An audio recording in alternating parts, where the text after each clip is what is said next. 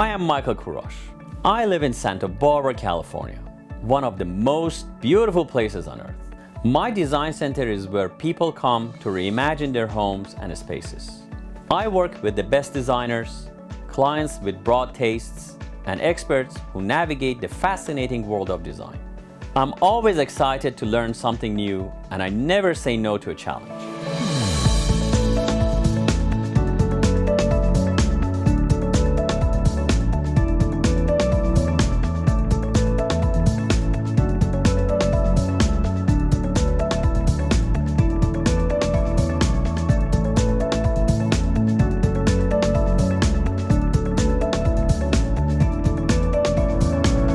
This is Design Santa Barbara.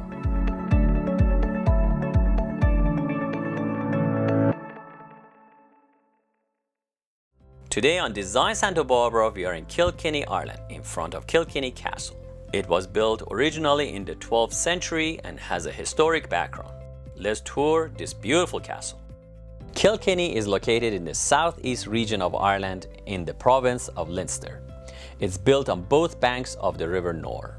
Kilkenny Castle has been an important site since Richard the Clare, 2nd Earl of Pembroke, constructed the first castle, probably a wooden structure, in the mid-12th century. The first stone castle on the site was completed in 1260. This was a square-shaped castle with towers on each corner. 3 of these original 4 towers survive to this day. In the 14th century, the castle became the seat of a very powerful family, the Butlers of Ormond. Among the many notable members of the Butler family was Lady Margaret Butler, who was born in Kilkenny Castle. She married Sir William Boleyn and was the paternal grandmother of Anne Boleyn, second wife of King Henry VIII of England. In the 17th century, the castle came into the hands of Elizabeth Preston, wife of then Lord Lieutenant of Ireland, James Butler, 1st Duke of Ormond. Butler, unlike most of his family, was a Protestant, and throughout the Irish Confederate Wars of the 1640s, was the representative of Charles I in Ireland. However, his castle became the capital of a Catholic rebel movement, Confederate Ireland, whose parliament met in Kilkenny Castle from 1642 to 1648. By the 18th century, the castle had become run down, reflecting the failing fortunes of the Butler family. During the Irish Civil War in 1922, forces were besieged in the castle by Irish Free State fighters. The remaining members of the Ormond family hid in the bedroom as machine gun fire shredded the castle walls. The damage left from the attack took years to repair. In 1967, the Lord Ormond sold the abandoned and deteriorating castle to the UK Castle Restoration Committee for a ceremonial £50 sterling. He was quoted as saying, "People of Kilkenny, as well as myself and my family, feel a great pride in the castle, and we have not liked to see this deterioration. We determined that it should not be allowed to fall into ruins. There are already too many ruins in Ireland." The remainder of the 20th century saw the castle restored to its original grand state and its opening as a vibrant museum and tourist location. Kilkenny Castle now hosts tens of thousands of visitors each year and is a highlight for those visiting the Emerald Island. I hope you enjoyed the tour of Kilkenny Castle and its fantastic history. Well, until next time.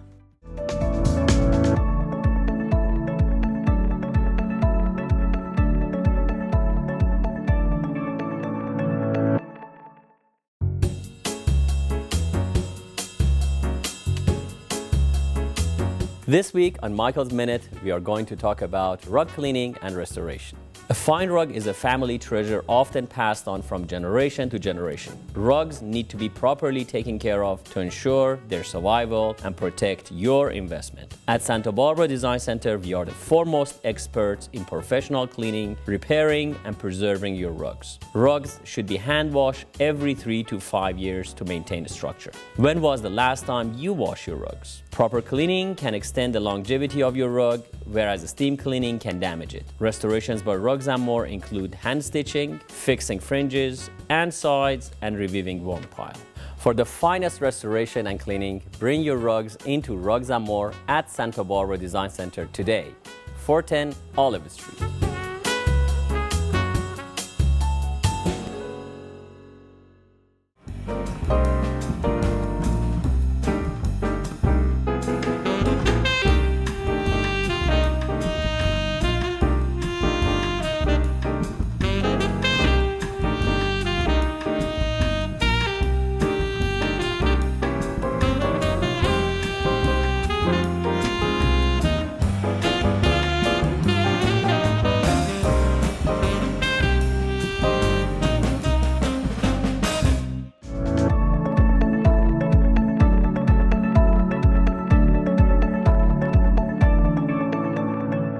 Welcome to Appraisals on Design Santa Barbara. Today on Design Santa Barbara we have two different textiles. One is from the west, one is from the east. And they have very similar characteristics, and actually they were built for the same reason. But completely different location and completely different techniques. Let's start with this one first. This one is Italian-German needlework. It's woven in the late 17th, early 18th century, was circa like around 1700s. It is on a velvet background. It is cotton and linen, and has metal threads. These are all gilded metal threads. If I were go to wash these, they will get a lot golder in tone, and they will get brighter. But then we will lose a lot of this velvet. The velvet has survived for 300 years. I don't want to touch it. And a lot of collectors like him actually the way they are, originally the way they are. If it's bright and shiny, it's like getting an old table and polish it and sand it. You don't want to do that. You want to keep the old stuff in the original shape.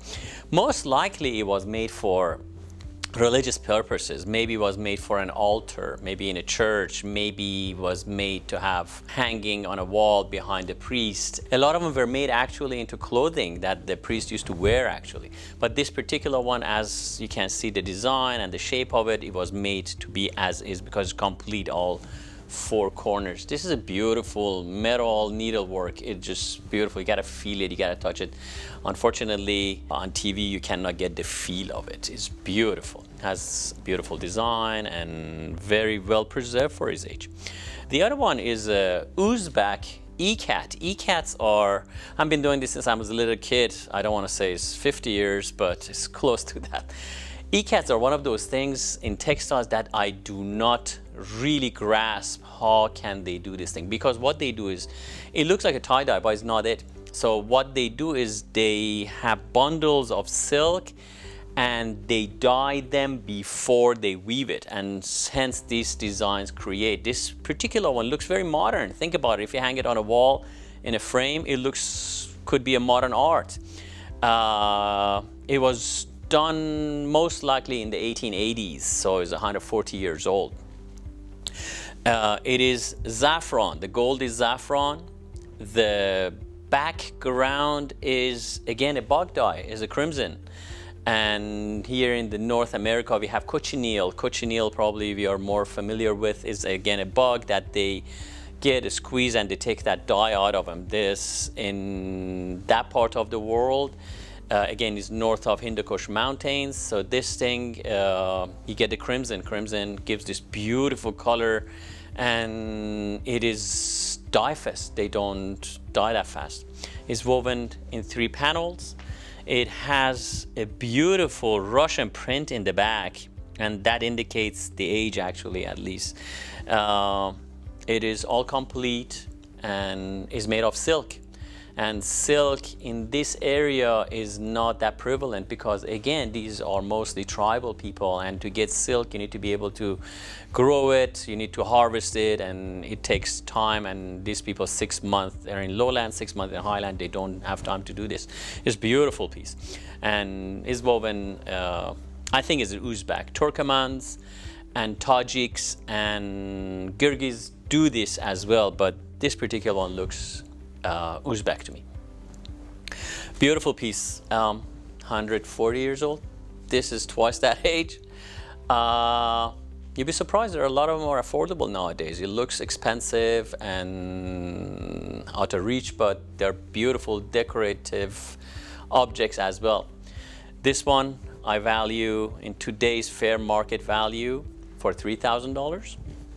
The ECAT, again, in today's fair market value, between $3,000 to $4,000. If you want to see it, please do come to Santa Barbara Design Center and I gladly show it to you. Feel it, touch it. Textiles have a soul to them. Unless you see it in person or touch them, you don't grasp that importance or that attraction that they do have. Anyway, this is the appraisals today on Design Santa Barbara. Looking forward to see you next week.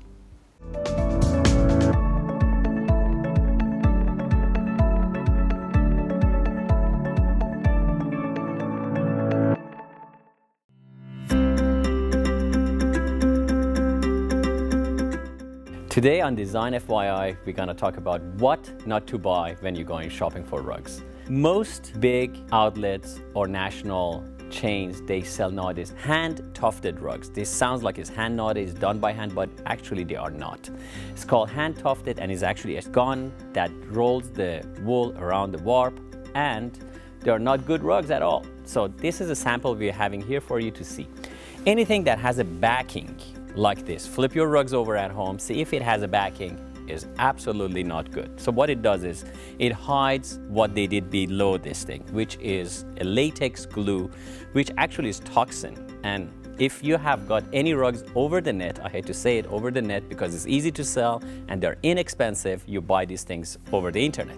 So when it comes to your house, they smell. Have you noticed that? They smell more like a gasoline or more like a diesel because they don't let the latex cure. And the latex that glues this wool to this backing smells a lot. On top of that, they shed quite a lot. The wool is cheap because they need to be inexpensive and they shed.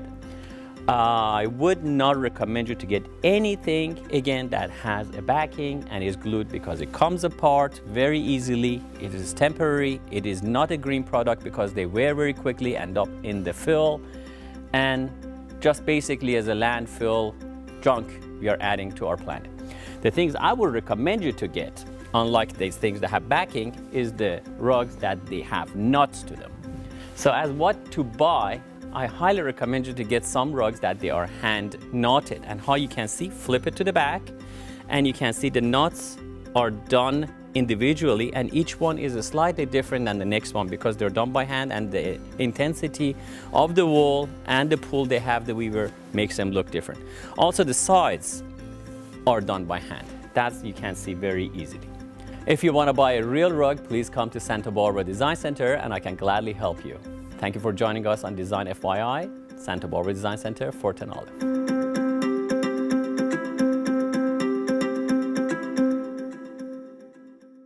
My grandfather taught me about the beauty of the rugs. Each one tells a story. Story about the person who wove it, the person who bought it, the person who inherits it, the person who treasures it. It's amazing how simply looking at an object can bring you back to a different place and time, or remind you of someone you love. At Santa Barbara Design Center, we want to help you find a rug that will travel through time with your family for generations to come. Visit us at 410 Olive Street and find your treasure today. Welcome to Design Santa Barbara. I'm Michael Kurash and today we are south of Santa Barbara in a beachfront property that Lisa Wilson Goldmuth just finished. I'm excited to see what she has for us in store. Please join us.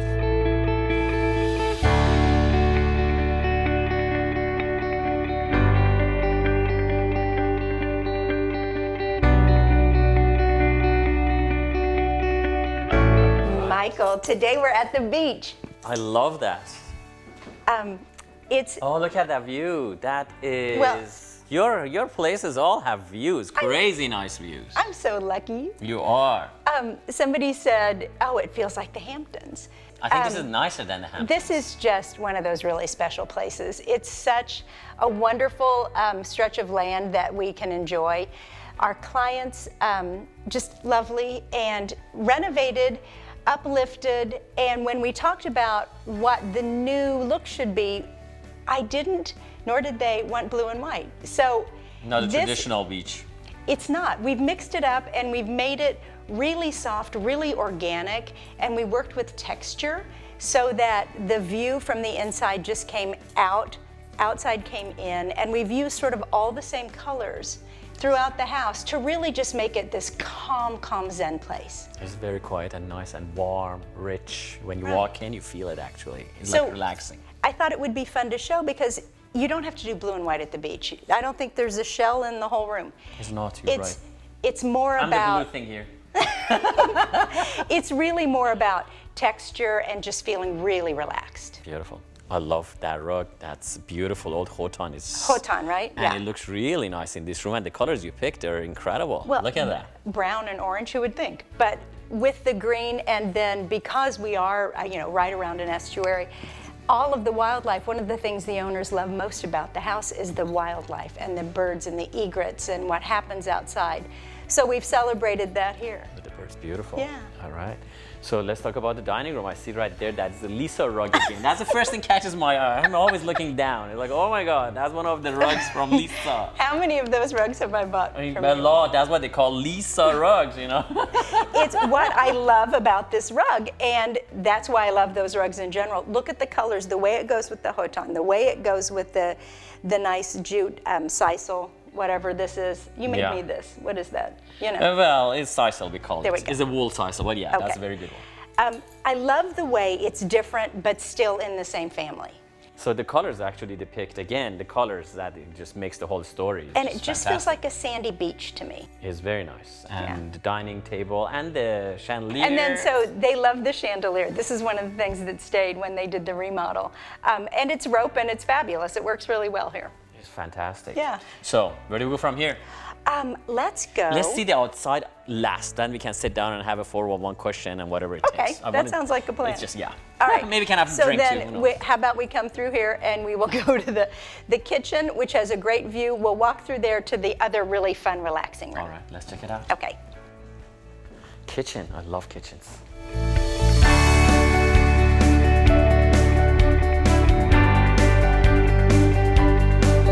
So I know your kitchen is always the favorite place in the house. Yes, and I'm always hungry. And this is just a real cook's kitchen. It's great. And a lot of times people say, oh, beach houses are small. This is not small This at is all. not small. But look at your view. It's amazing. It's amazing. And if it's a cold day, you've got your fireplace. Right there in the kitchen. In the Now kitchen. that's luxury. That's not so bad. And just easy peasy, entertaining, set all the stuff out here. You've got a buffet, you can go in and out. It's just a really great usable kitchen. A lot of cabinets and space, storage, even down there, just like tremendous space. Yeah, and I think those of us who've had beach houses or have designed and helped with beach houses understand that every single space is like a boat. Every single space is important. So where do you find storage? Where do you find those little places like Look at this, that, where yeah. you can have this great big skylight? So even though this is a nice pitched roof, you've opened it, the original architect, and then had this great skylight so that this feels really flooded with light. it is actually, and it's very airy and happy, and you made it look very nice.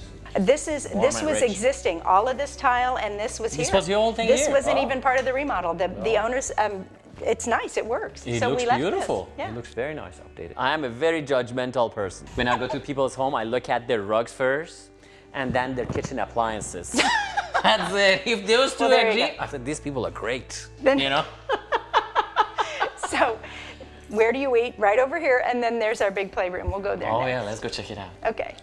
So up we go to this really, really great open, airy family And room. this is nice. It's actually elevated. You can see the Well, ocean very clearly. You can tell how we came up, and this is just such a great shot. And it's really fun, I think, that today is kind of moody because, the lighting's better, Yes.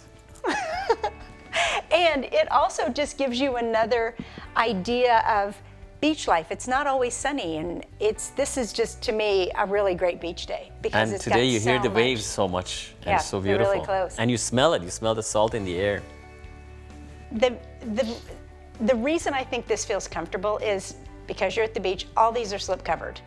So take them off, wash them. Hang out here in these great little egg chairs. We've already had with a the little casualty. Yeah, well, I stand in front of it. And then there's a little reading chair. But when there's a lot of people here, you can put a card table here. Absolutely. You can put a Thanksgiving table in here, yet you still haven't blocked the view. This is just such a great place to sit there. I think whoever buys this house is going to be mostly outside. It's a house that lives like that. Yes. There's a door to the outside in every room, I It's think. beautiful. Very nice. And I like it, as you said, slip covers are easy Slip to take care covers, of. it's the way to go. Yes, for the beach house, yes it is. Yeah. Yes. So, now, Primary bedroom. there you go. You said it's a spectacular room. Let's see It's it. just really, it's really warm and cozy. Oh yeah. Okay, let's All go right, see that. off we go.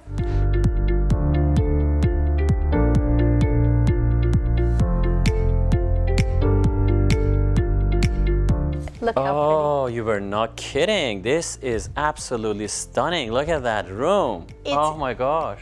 pretty. It's really simple. There's 2 chairs. If you want to watch the ocean, if you want to watch TV, you can go this way or this way. But to me, it goes back to that really muted palette, very calm and natural, organic. I love the bed. The nightstands reflect the fact that the bed is really big, and it just feels like a place where you want to be at the end of the day. Oh my God, if I stay here, I will stay here. I'm never gonna go anywhere else. That's it, it's beautiful. I love the bed. And these nightstands, oh my goodness, these are from my past life. We used to make them out of mango. God bless. They're Mango still wood, here. yeah. Yeah, they're nice, beautiful. I love this place. And obviously the star of the show is the It's not a view. bad way to Not a wake bad up. And they have Or to the go to bed. jacuzzi out here. Is not shabby. It's not bad. And we mentioned this before, you don't see any of your neighbors. All Yes. the houses, often in beaches, are on a diagonal, which gives it privacy. So this is really just right off the primary, a place for 2. It's beautiful. We always look that way, but viewers haven't seen it from this side. We also have mountains. It's Just beautiful. Amazingly And beautiful. a really nice place to start and end your day. I love the pillows you put out here. Thank and you. This, Fantastic. I want to just peek around the corner Yes. because there's a little something over here. Let's go see it. The owners really cleverly closed off one of the doors from the bedroom and created this little, I call it the morning office. Imagine getting up and then just being able to sit here in the morning and take care of things, put your laptop, have a cup of tea. It's one of my favorite little spots. The office, for me, is just really calm. And again, one of the, I think the owner's favorite things is the calmness of the estuary. So this is a real restful place to just get some business done if you have to. So the house has 4 bedrooms plus, I think, like 2 offices. So this is just another one of those places that if you drive really fast, you get to pick, and this one's not a bad one. This is, I think, maybe one of my favorite guest rooms because it's got this beautiful ocean view. We made the bed in here intentionally really high, so you felt like you were up above the windows and you could look out. And it's just, to me, a really special place to relax.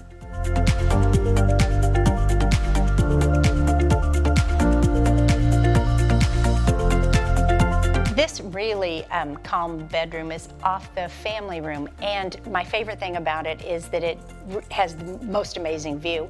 We did the elements of furnishings to reflect just the big sandstone boulders you see by the beach, so it just feels, again, really calm, more organic than cutesy or distracting.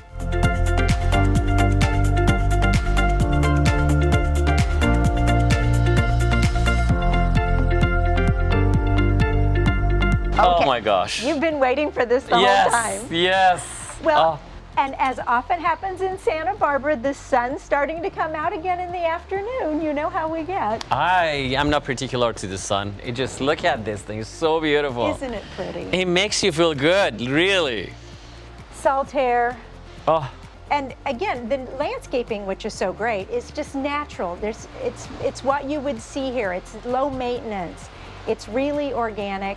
A great place to have all kinds of meals, a great place to sit, and then that wonderful fire pit with those really Yes. great modern Adirondack chairs, actually. it's very beautiful. And you don't see anybody again. We talk about this thing. It's very interesting the way they so situated private. house. They just open a space and there's the ocean, and that's about it. Beautiful. That's it. All right. So now, after Let's the sit tour down of the and show, enjoy. let's sit down. Let me ask you a couple of questions. Okay. Lisa, thank you so very much again for being the star of our show and showing off this beautiful home to our viewers. You are very welcome. Thank you. So my first question is, what is the difference between a beach house that is next to the ocean and as such compared to the houses that they are farther inland and they're It's not a good question. close to water? For me, it's, and I have clients all over the United States, it's about the light. It's about the light and the function of the house. So at the beach, you're in and out all the time. So two things happen. The furniture has to be really, really bulletproof. Secondly, you have to be really aware of the light. And there can be really bright, harsh morning light, or depending on how the house is situated, in the winter time, especially for those of us here in Santa Barbara, the sun gets really low at 4 o'clock and comes barreling in a low window. So it's about understanding the way light plays with fabrics and plays with your emotions. So beach houses tend to be light and airy. If you're further up, let's say in our foothills, and you're more up by the botanical gardens, say, those tend to be, they have a more mysterious air. They're darker. They have a different light value because of the mountains oftentimes hiding things, and shadows are different. So I've got clients in the East Coast where the light is different than here. And because there's winter there, sometimes cooler colors or different fabrics. Okay, well, thank you. We learned something. So now also my second question, kind of related. This house is, whenever we go to beach house, there are blues and whites. You took a complete different turn here. Explain that. Well, the owners did a really great job, first of all, with tiles, and the bathrooms that they remodeled are grays and creams and just really done well. The outside of the house is this great green, like you're, you match it still. It just felt soft. We actually played with some blues in here, and we didn't like it. Houses tell you what they want to be. This house needed to be soft. It just needed to be soft and not challenging, just really, really welcoming, very quiet. So all the colors we used in the house, there's only about 7, they're very quiet. Very beautiful, yeah, I can see it. Well, we let nature really drive the bus. Literally, actually, it's just like the sand dunes out here. Very nice, thank you. Thank you very much. Appreciate it again, as usual, and pleasure. looking forward to see you again very shortly on another episode. You make it easy for me. Thank you. Michael. Appreciate It's it. always my pleasure. Thank you.